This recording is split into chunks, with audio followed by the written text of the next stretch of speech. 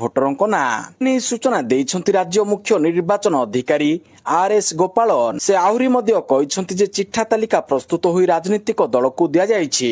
3,33,99,551 voter ଥିବା ବେଳେ 3,13,87,034 voter ସେମାନଙ୍କ ଫର୍ମ ଦାଖଲ କରିଛନ୍ତି। 20,14,000 ଲୋକଙ୍କ ନାମ ବାଦ ପଡ଼ିଥିବା ବେଳେ ଏଥି ମଧ୍ୟରୁ ମୃତ ବ୍ୟକ୍ତିଙ୍କ ସଂଖ୍ୟା 8,32,000 ଭୋଟର ରହିଛନ୍ତି। ସ୍ଥାନାନ୍ତରିତ ଅନୁପସ୍ଥିତ ପାଇଁ 10,07,000 ଭୋଟର ତାଲିକାରେ ଏକାଧିକ ସ୍ଥାନରେ ପଞ୍ଜୀକୃତ ରହିଛି। ସେହିଭଳି 1,58,000 ଓ ଅନ୍ୟ କାରଣ ପାଇଁ 14,000 ଭୋଟର ରହିଛନ୍ତି। ରାଜ୍ୟରେ 1,60,19,176 ପୁରୁଷ ଭୋଟର ଥିବାବେଳେ 1,53,65,083 ଜଣ ମହିଳା ଭୋଟର ରହିଛନ୍ତି। ସେହିଭଳି 2,775 ଜଣ ତୃତୀୟ ଲିଙ୍ଗୀ ଭୋଟର ଅଛନ୍ତି। ସେହିଭଳି 2,775 ଜଣ ତୃତୀୟ ଲିଙ୍ଗୀ ଭୋଟର ରହିଛନ୍ତି। ଏଥିସହ ଆପତ୍ତି ଥିଲେ ଅଗଷ୍ଟ 4 ଭିତରେ ଜଣାଇବାକୁ ନିର୍ଦ୍ଦେଶ ରହିଛି। ପରବର୍ତ୍ତୀ ଖବର ହରମୁଜ ପ୍ରଣାଳୀରେ ଶୁଳ୍କ ଆଦାୟ କରିବ ଇରାନ। 60 ଦିନର ଶୁଳ୍କ ଛାଡ଼ ଅବଧି ଶେଷ ହେବା ପରେ ହରମୁଜ ପ୍ରଣାଳୀରେ ବାଣିଜ୍ୟିକ ଜାହାଜ ଚଳାଚଳ ଉପରେ ସର୍ଭିସ ଫି ଆଦାୟ କରିବ ଇରାନ। ତେବେ ଯେଉଁ ଦେଶଗୁଡ଼ିକ ସହିତ ଇରାନର ସମ୍ପର୍କ ଭଲ ରହିଛି ଏବଂ ଜଟିଳ ସମୟରେ ସେମାନେ ତେହେରାନ ସହିତ ଛିଡା ହୋଇଛନ୍ତି ସେମାନଙ୍କୁ ସ୍ୱତନ୍ତ୍ର ସୁବିଧା ମିଳିବ। ଚୀନରେ ଅବସ୍ଥାପିତ ଇରାନ ରାଷ୍ଟ୍ରଦୂତ ଅବଦୁଲ ରେଜା ରାହମିନ ଫକି ବିଶ୍ୱ ଶାନ୍ତି ମଞ୍ଚରେ ଏଭଳି ସୂଚନା ଦେଇଛନ୍ତି। ହରମୁଜ ପ୍ରଣାଳୀରେ ଜାହାଜ ଚଳାଚଳ ସୁରକ୍ଷା ଏବଂ ପରିବେଶ ପରିମାଣର ମୁକାବିଲା ଲାଗି ଏହି ନୂଆ ବ୍ୟବସ୍ଥା ହେବ ବୋଲି ସେ କହିଛନ୍ତି। ପରବର୍ତ୍ତୀ ଖବର ଉଦ୍ଧାର ହେଲା ବିଦେଶୀ ପକ୍ଷୀ। ଶ୍ରୀମନ୍ଦିର ନିକଟରୁ ବିଦେଶୀ ପକ୍ଷୀ ଉଦ୍ଧାର। ଶ୍ରୀମନ୍ଦିର ନିକଟରୁ ବିଦେଶୀ ପକ୍ଷୀ ଉଦ୍ଧାର ହୋଇଛି। ଶ୍ରୀମନ୍ଦିର ଚତୁଃପାର୍ଶ୍ୱରେ ପକ୍ଷୀଟି ବୁଲୁଥିବା ବେଳେ ଏହାକୁ ଉଦ୍ଧାର କରିଛନ୍ତି ଶ୍ରୀମନ୍ଦିର ସୁରକ୍ଷା କର୍ମୀ। ଉଦ୍ଧାର ପରେ ପକ୍ଷୀକୁ ପୋଲିସକୁ ହସ୍ତାନ୍ତର କରାଯାଇଛି। ପକ୍ଷୀଟି କେଉଁଠୁ ଆସିଛି ତାକୁ ନେଇ ତଦନ୍ତ କରୁଛି ପୋଲିସ। ବିଦେଶୀ ପକ୍ଷୀକୁ ଦେଖିବା ପାଇଁ ଲୋକଙ୍କ ମନରେ କୌତୁହଳ ସୃଷ୍ଟି ହୋଇଛି। ଏହି ବିଦେଶୀ ପକ୍ଷୀକୁ ଦେଖିବା ପାଇଁ ଲୋକଙ୍କ ଭିଡ଼ ମଧ୍ୟ ଦେଖିବାକୁ ମିଳିଛି। ପରବର୍ତ୍ତୀ ଖବର ଦେଶରେ ଜନସଂଖ୍ୟା ପରିବର୍ତ୍ତନ ବେଆଇନ ଅନୁପ୍ରବେଶର ସମୀକ୍ଷା ଜୁଲାଇ 9ରେ ସବୁ ରାଜ୍ୟର ଡିଜିପିଙ୍କୁ ଭେଟିବ କେନ୍ଦ୍ର। ସାରା ଦେଶରେ ଘଟୁଥିବା ଅସ୍ୱାଭାବିକ ଜନସଂଖ୍ୟା ପରିବର୍ତ୍ତନ ଏବଂ ବେଆଇନ ଅନୁପ୍ରବେଶକୁ ନେଇ କେନ୍ଦ୍ର ସରକାର ଏବେ ଆକ୍ସନ ମୋଡରେ। ପ୍ରସଙ୍ଗର ଆହୁରି ଭଲ ଭାବରେ ସମୀକ୍ଷା କରିବା ତଥା ଏକ କଠୋର ରଣନୀତି ପ୍ରସ୍ତୁତ କରିବା ଉଦ୍ଦେଶ୍ୟରେ ଜୁଲାଇ 9 ତାରିଖରେ କେନ୍ଦ୍ର ଗୃହ ମନ୍ତ୍ରାଳୟ ପକ୍ଷରୁ ଏକ ଉଚ୍ଚସ୍ତରୀୟ ବୈଠକ ଡକାଯାଇଛି। ଦେଶର ସମସ୍ତ ରାଜ୍ୟ ତଥା କେନ୍ଦ୍ରଶାସିତ ଅଞ୍ଚଳର ପୋଲିସ ମହାନିର୍ଦ୍ଦେଶକ ଡିଜିପି ଏବଂ ମନ୍ତ୍ରାଳୟର ବରିଷ୍ଠ ଅଧିକାରୀମାନେ ଏହି ବୈଠକରେ ସାମିଲ ହେବେ। ପରବର୍ତ୍ତୀ ଖବର ଇସ୍କନକୁ ଗଜପତିଙ୍କ ଚିଠି। ଶାସ୍ତ୍ରୀୟ ତିଥି ଅନୁଯାୟୀ ସ୍ନାନଯାତ୍ରା ଓ ରଥଯାତ୍ରା ପାଳନ ପାଇଁ ଇସ୍କନକୁ ଗଜପତିଙ୍କ ଚିଠି। ଶାସ୍ତ୍ରୀୟ ତିଥି ଅନୁଯାୟୀ ସ୍ନାନଯାତ୍ରା ଓ ରଥଯାତ୍ରା ପାଳନ କରିବା ପାଇଁ ଇସ୍କନକୁ ଗଜପତିଙ୍କ ଚିଠି। ବିଶ୍ୱବ୍ୟାପୀ ଇସ୍କନ ମନ୍ଦିର ଗୁଡ଼ିକରେ ମହାପ୍ରଭୁ ଶ୍ରୀ ଜଗନ୍ନାଥଙ୍କ ପବିତ୍ର ସ୍ନାନଯାତ୍ରା ଓ ରଥଯାତ୍ରା ଉତ୍ସବକୁ ଶାସ୍ତ୍ରୀୟ ବିଧି ଏବଂ ପ୍ରାଚୀନ ସନାତନ ପରମ୍ପରା ଅନୁଯାୟୀ ପାଳନ କରିବା ପାଇଁ ପୁରୀ ଗଜପତି ମହାରାଜା ଦିବ୍ୟ ସିଂ ଦେବ ଇସ୍କନ ଗଭର୍ଣ୍ଣିଂ ବଡି କମିଶନକୁ ଏକ ଜରୁରୀ ପତ୍ର ଲେଖିଛନ୍ତି। ଶ୍ରୀ ଜଗନ୍ନାଥ ମନ୍ଦିର ପରିଚାଳନା କମିଟିର ଅଧ୍ୟକ୍ଷ ଗଜପତି ମହାରାଜା ନିଜ ଚିଠିରେ ସ୍ପଷ୍ଟ ଭାବରେ ଉଲ୍ଲେଖ କରିଛନ୍ତି ଯେ ପବିତ୍ର ଶାସ୍ତ୍ର ଓ ପୁରାଣ ଅନୁସାରେ ଶ୍ରୀ ଜଗନ୍ନାଥଙ୍କ ସ୍ନାନ ଯାତ୍ରା କେବଳ ଜ୍ୟେଷ୍ଠ ପୂର୍ଣ୍ଣିମା ତିଥିରେ ଏବଂ ନବ ଦିନାତ୍ମକ ରଥଯାତ୍ରା ଆଷାଢ଼ ଶୁକ୍ଳ ପକ୍ଷ ଦ୍ୱିତୀୟା ତିଥିରେ ହିଁ ଅନୁଷ୍ଠିତ ହେବା ଆବଶ୍ୟକ। ଦେଶ ବା କାଳ ପରିସ୍ଥିତି ଅନୁଯାୟୀ ପାଳନ ଶୈଳୀରେ କିଛି ପରିବର୍ତ୍ତନ କରାଯାଇପାରେ, ମାତ୍ର ମହାପ୍ରଭୁଙ୍କ ମୁଖ୍ୟ ତିଥିରେ କୌଣସି ପରିବର୍ତ୍ତନ ଗ୍ରହଣୀୟ ନୁହେଁ। ପରବର୍ତ୍ତୀ ଖବର ମେଟାକୁ କେନ୍ଦ୍ରର ନୋଟିସ। ଇନଷ୍ଟାଗ୍ରାମକୁ ସରକାରଙ୍କ ନୋଟିସ। ତୁରନ୍ତ ଶିଶୁ ବିଜ୍ଞାପନ ହଟାଇବାକୁ ନିର୍ଦ୍ଦେଶ। ସୋସିଆଲ ମିଡିଆ ପ୍ଲାଟଫର୍ମ ମେଟା ଗତ କିଛି ଦିନ ଧରି ଖବରରେ ରହିଛି। ପ୍ରଥମେ ୟୁଜର ନେମ୍ ଫିଚର୍ସ ଯୋଗୁଁ ହ୍ୱାଟ୍ସଆପକୁ ସରକାରଙ୍କ ପକ୍ଷରୁ ନୋଟିସ ମିଳିଲା। ଏବେ କିନ୍ତୁ ସରକାର ଇନଷ୍ଟାଗ୍ରାମ ବିରୋଧରେ କଠୋର କାର୍ଯ୍ୟାନୁଷ୍ଠାନ ଗ୍ରହଣ କରିଛନ୍ତି। ସୂଚନା ଅନୁଯାୟୀ ଇଲେକ୍ଟ୍ରୋନିକ୍ସ ଏବଂ ସୂଚନା ପ୍ରଯୁକ୍ତି ବିଦ୍ୟା ମନ୍ତ୍ରୀ ଅଶ୍ୱିନୀ ବୈଷ୍ଣବ ମନ୍ତ୍ରାଳୟର ଅଧିକାରୀମାନଙ୍କୁ ମେଟାକୁ ସମନ କରିବାକୁ ନିର୍ଦ୍ଦେଶ ଦେଇଛନ୍ତି। ମେଟାର ସୋସିଆଲ ମିଡିଆ ପ୍ଲାଟଫର୍ମ ଇନଷ୍ଟାଗ୍ରାମରେ ଶିଶୁ ସମ୍ବନ୍ଧୀୟ ଆପତ୍ତିଜନକ କିଛି ବିଜ୍ଞାପନ ସେୟାର କରାଯାଇଛି, ଯେଉଁଥିପାଇଁ ସରକାର ମେଟା ଅଧିକାରୀଙ୍କୁ ସମନ ଜାରି କରିବା ସହ 7 ଦିନ ମଧ୍ୟରେ ଏକ ବିସ୍ତୃତ ସ୍ପଷ୍ଟୀକରଣ ସରକାର ମେଟାକୁ ମାଗିଛନ୍ତି। ଏଥିସହିତ କମ୍ପାନୀ ଏହାକୁ ରୋକିବା ପାଇଁ କଣ ପଦକ୍ଷେପ ଗ୍ରହଣ କରିଛି ସେ ନେଇ ମେଟାକୁ ପ୍ରଶ୍ନ କରିବ। ପରବର୍ତ୍ତୀ ଖବର କଂଗ୍ରେସ ଏମଏଲସିଙ୍କୁ ଦଳ ବଦଳ ପାଇଁ 20 କୋଟି ଦିଆଯାଇଥିଲା ବୋଲି ସଞ୍ଜୟ ରାଉତଙ୍କ ଦାବି। ମହାରାଷ୍ଟ୍ର କଂଗ୍ରେସର ବିଧାନ ପରିଷଦ ସଦସ୍ୟ ଏମଏଲସି ଧୀରଜ ଲିଙ୍ଗାଡେଙ୍କୁ ଦଳ ବଦଳ କରିବାକୁ 20 କୋଟି ଟଙ୍କା ଯୋଜାଯାଇଥିଲା ବୋଲି ଶିବସେନା ୟୁବିଟି ନେତା ସଞ୍ଜୟ ରାଉତ ରବିବାର ଦାବି କରି ଚାଞ୍ଚଲ୍ୟ ସୃଷ୍ଟି କରିଛନ୍ତି। ମହାରାଷ୍ଟ୍ର ରାଜନୀତିରେ ଏବେ ବାରମ୍ବାର ଦଳ ବଦଳ ହେଉଥିବା ଦେଖିବାକୁ ମିଳିଥିବା ବେଳେ ଶିବସେନାର ରାଜ୍ୟସଭା ସାଂସଦଙ୍କ ଏହି ଦାବି ପୁଣି ଥରେ ରାଜନୀତିକୁ ଉଷ୍ମ କରିଥିଲା। ପରବର୍ତ୍ତୀ ଖବର ଶ୍ରୀଲଙ୍କାକୁ 10 ୱିକେଟରେ ହରାଇଲା ଭାରତ। ଦ୍ରୁତ ବୋଲର ଗୁର୍ନର ବ୍ରାଙ୍କ 10 ୱିକେଟ ବଳରେ ଶ୍ରୀଲଙ୍କା ବିପକ୍ଷ ଦ୍ୱିତୀୟ ଅନୌପଚାରିକ ଏ ଟେଷ୍ଟରୁ ଭାରତ 10 ୱିକେଟରେ ଜିତି ନେଇଛି। ଫଳରେ 2 ମ୍ୟାଚ୍ ବିଶିଷ୍ଟ ଏହି ଶୃଙ୍ଖଳାକୁ ଧ୍ରୁବ ଜୁରେଲଙ୍କ ଦଳ 1-0 ଜିତି ନେଇଛି। ଏହି ଶୃଙ୍ଖଳାର ପ୍ରଥମ ନାଲି ବଲ୍ ମ୍ୟାଚ୍ ଅମୀମାଂସିତ ଭାବରେ ଶେଷ ହୋଇଥିଲା। ଏହି ମ୍ୟାଚ୍ ପ୍ରଥମ ପାଳି ବ୍ରାର୍ 77 ରନ୍ ଦେଇ 4ଟି ୱିକେଟ୍ ନେଇ ବୋଲିଂ ସଫଳତା ପାଇଥିବା ବେଳେ ଦ୍ୱିତୀୟ ପାଳିରେ 68 ରନ୍ରେ 6 ୱିକେଟ୍ ଝାଡ଼ି ମ୍ୟାଚ୍ରେ ମୋଟ 10 ୱିକେଟ୍ ନେଇଥିଲେ। ତାଙ୍କର ଏହି ଚମତ୍କାର ବୋଲିଂ ପ୍ରଦର୍ଶନ ବଳରେ ଶେଷ ଦିନରେ ଶ୍ରୀଲଙ୍କାର ଦ୍ୱିତୀୟ ପାଳି 209ରେ ସୀମିତ ରହିଥିଲା। ଫଳରେ ଭାରତ ସମ୍ମୁଖରେ ମାତ୍ର 33 ରନ୍ ବିଜୟ ଲକ୍ଷ୍ୟ ରହିଥିଲା। ପରବର୍ତ୍ତୀ ଖବର ଭାରତ ବ୍ରିଟେନ୍ ମୁକ୍ତ ବାଣିଜ୍ୟ ରାଜିନାମା। ଭାରତ ବ୍ରିଟେନ୍ ମଧ୍ୟରେ ବ୍ୟାପକ ଅର୍ଥନୀତି ଓ ବାଣିଜ୍ୟ ରାଜିନାମା ଆସନ୍ତା 15 ତାରିଖରୁ କାର୍ଯ୍ୟକାରୀ ହେବ। ଏହା ପୂର୍ବରୁ କେନ୍ଦ୍ର ସରକାର ନୂଆ ନିୟମ ସଂକ୍ରାନ୍ତ ବିଜ୍ଞପ୍ତି ଜାରି କରିଛନ୍ତି। ସରକାର ଏଥିରେ ସ୍ପଷ୍ଟ କରିଦେଇଛନ୍ତି ଯେ କୌଣସି ସାମଗ୍ରୀ ଉପରେ କେବଳ ମେଡ୍ ଇନ୍ ଇଣ୍ଡିଆ ବା ମେଡ୍ ଇନ୍ ୟୁକେ ଲେଖିଦେଲେ ଟିକସ ରିହାତି ବା ଛାଡ଼ ମିଳିବ ନାହିଁ। ଶୁଳ୍କ ରିହାତି ବା ଛାଡ଼ ସୁବିଧା ପାଇବା ପାଇଁ ସାମଗ୍ରୀ ଗୁଡ଼ିକ ସମ୍ପୂର୍ଣ୍ଣ ରୂପରେ ଭାରତ କିମ୍ବା ବ୍ରିଟେନରେ ନିର୍ମିତ ହୋଇଥିବା ଆବଶ୍ୟକ। ପରବର୍ତ୍ତୀ ଖବର ବଦଳିଲା ନିଷ୍ପତ୍ତି, ବଡ଼ଦାଣ୍ଡରେ ମିଳିବ ରନ୍ଧା ଖାଦ୍ୟ। ରଥଯାତ୍ରାରେ ଖାଦ୍ୟ ବଣ୍ଟନ ନିଷ୍ପତ୍ତି ବଦଳାଇଲା ପ୍ରଶାସନ। ରଥଯାତ୍ରାରେ ଖାଦ୍ୟ ବଣ୍ଟନ ନିଷ୍ପତ୍ତି ବଦଳାଇଲା ପ୍ରଶାସନ। ମାର୍କେଟ ଛକରୁ ଶରଧାବାଲି ଭିତରେ ରନ୍ଧା ଓ ଶୁଖିଲା ଖାଦ୍ୟ ଦିଆଯିବ। ନିଷ୍ପତ୍ତି ବଦଳାଇଲେ ପ୍ରଶାସନ। ରଥଯାତ୍ରାରେ ବଡ଼ଦାଣ୍ଡ ମାର୍କେଟ ଛକରୁ ଶରଧାବାଲି ଭିତରେ ରନ୍ଧା ଓ ଶୁଖିଲା ଖାଦ୍ୟ ବଣ୍ଟାଯିବ।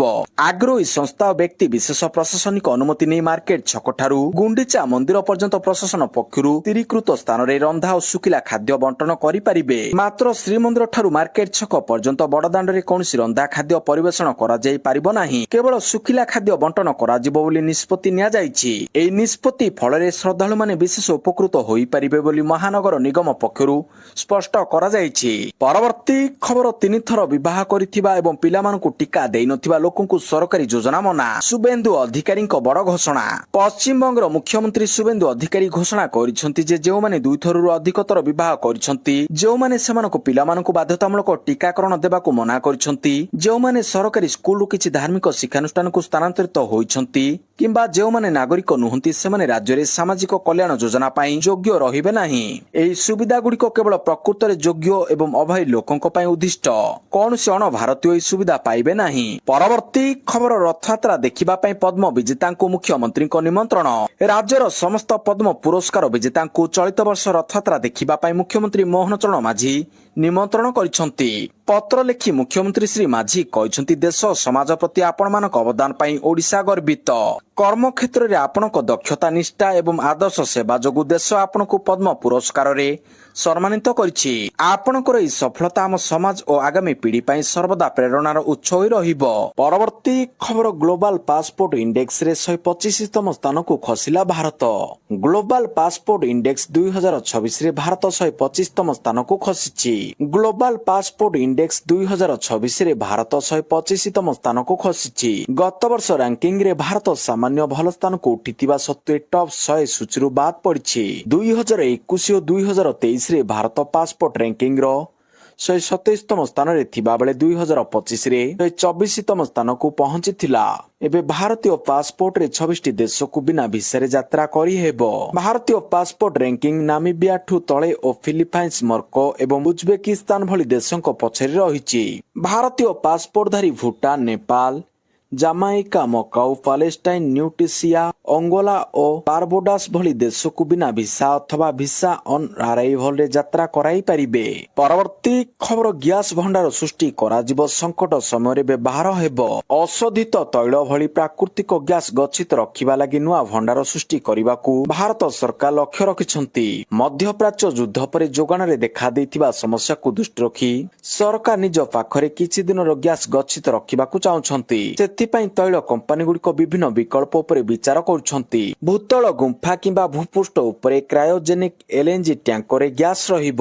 ଖାଲି ହୋଇଯାଇଥିବା ଗ୍ୟାସ କ୍ଷେତ୍ରରେ ମଧ୍ୟ ଗ୍ୟାସ ଭର୍ତ୍ତି କରିବା ସମ୍ପର୍କରେ ଆଲୋଚନା କରାଯାଉଛି।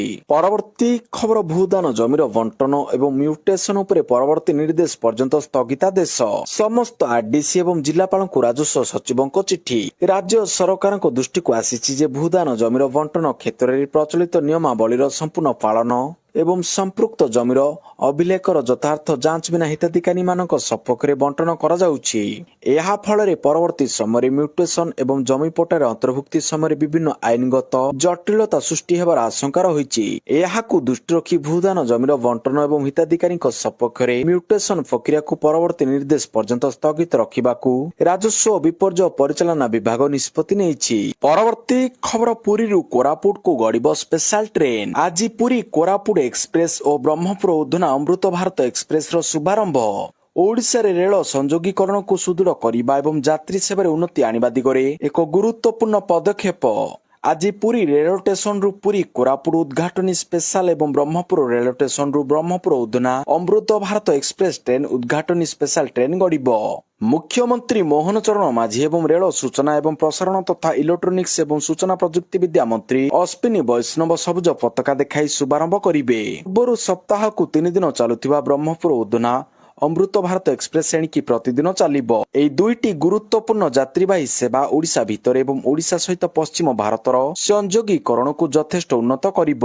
ଏଥିସହିତ ପର୍ଯ୍ୟଟନ ବାଣିଜ୍ୟ ନିଯୁକ୍ତି ସୁଯୋଗ ଏବଂ ଆଞ୍ଚଳିକ ସାମାଜିକ ଅର୍ଥନୈତିକ ବିକାଶକୁ ପ୍ରୋତ୍ସାହିତ କରିବ। ପରବର୍ତ୍ତୀ ଖବର ଆଜି ପ୍ରଧାନମନ୍ତ୍ରୀଙ୍କ 3 ଦିନିଆ ଇଣ୍ଡୋନେସିଆ ଗସ୍ତ।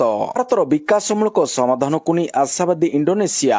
ଆଜିଠାରୁ ପ୍ରଧାନମନ୍ତ୍ରୀ ନରେନ୍ଦ୍ର ମୋଦିଙ୍କ 3 ଦିନିଆ ଇଣ୍ଡୋନେସିଆ ଗସ୍ତ ଆରମ୍ଭ ହେବାକୁ ଯାଉଛି। ଦୁଇ ଦେଶ ମଧ୍ୟରେ ସହଭାଗିତାକୁ ଅଧିକ ମଜବୁତ କରିବା ଏହି ଗସ୍ତର ମୂଳ ଉଦ୍ଦେଶ୍ୟ ରହିଛି। ଇଣ୍ଡୋନେସିଆ ପ୍ରଧାନମନ୍ତ୍ରୀ ମୋଦିଙ୍କ ଏହି ଗସ୍ତକୁ ନେଇ ଅନେକ ଆଶାବାଦୀ ରହିଛନ୍ତି। ଖାଦ୍ୟ ସୁରକ୍ଷା ଠାରୁ ଆରମ୍ଭ କରି ଡିଜିଟାଲ ନବ ସୃଜନର ବ୍ୟବହାର ଏବଂ ଭାରତର ବିକାଶମୂଳକ ସମାଧାନଗୁଡ଼ିକୁ ନିଜ ବିକାଶର ଉତ୍ସ ଭାବରେ ଗ୍ରହଣ କରିବା ପାଇଁ ଏହି ଗସ୍ତ ମାର୍ଗ ପ୍ରଶସ୍ତ କରିବ ବୋଲି ଇଣ୍ଡୋନେସିଆ ଆଶାବାଦୀ ରହିଛି।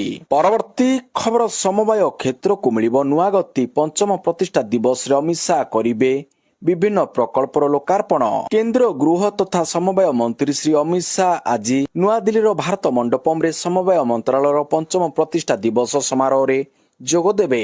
ଏହି ସମାରୋହ ପ୍ରଧାନମନ୍ତ୍ରୀ ଶ୍ରୀ ନରେନ୍ଦ୍ର ମୋଦିଙ୍କ ସହକାର ସେ ସମୃଦ୍ଧିର ପରିକଳ୍ପନା ଅନୁରୂପ ଏବଂ ଶ୍ରୀ ଅମିତ ଶାହଙ୍କ ନେତୃତ୍ୱରେ ଅନୁଷ୍ଠିତ ହେବ, ଯିଏ ସମବାୟ କ୍ଷେତ୍ରକୁ ଅଧିକ ସ୍ୱଚ୍ଛତା, ପ୍ରଯୁକ୍ତି ବିଦ୍ୟା ଗ୍ରହଣ, ସଂସ୍ଥାଗତ ସୁଦୃଢ଼ୀକରଣ ଏବଂ ତୃଣମୂଳ ସଶକ୍ତିକରଣ ଦିଗରେ ମାର୍ଗଦର୍ଶନ କରିଛନ୍ତି।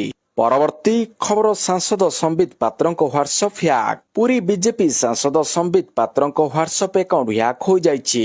ଏହାପରେ ହ୍ୟାକରମାନେ ତାଙ୍କ ନମ୍ବରକୁ ଅନେକ ଲୋକଙ୍କୁ ମେସେଜ ପଠାଇ ଟଙ୍କା ମାଗିଥିଲେ। ହ୍ୟାକରମାନେ ଲେଖିଥିଲେ ଯେ ତାଙ୍କର ୟୁପିଆଇ କାମ କରୁନାହିଁ ଏବଂ ତାଙ୍କୁ ତୁରନ୍ତ 65,000 ଟଙ୍କାର ଆବଶ୍ୟକତା ଅଛି।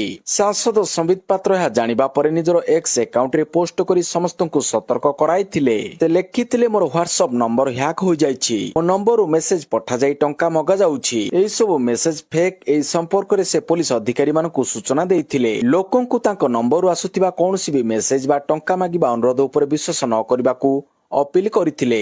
ଅନେକ ୟୁଜର ଏହାର ସ୍କ୍ରିନଶଟ ସେୟାର କରିଛନ୍ତି।